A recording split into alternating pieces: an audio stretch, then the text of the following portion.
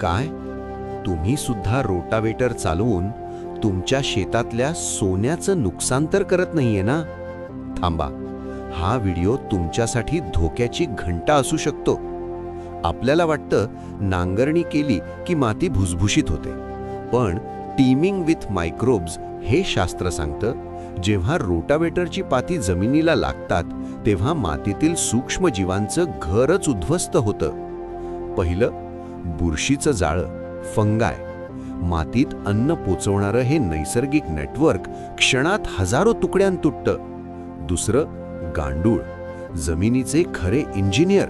या नांगरणीत बिचारे कापले जातात आणि परिणाम, मातीची पाणी धरून ठेवण्याची क्षमता कमी होते. सेंद्रिय कर्ब म्हणजे कार्बन हवेत उडून जातो आणि काही दिवसांनी जमीन सिमेंटसारखी कडक होते.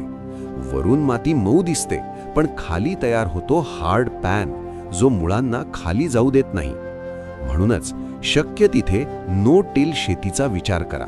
मातीला उरबडू नका, तिला जपा.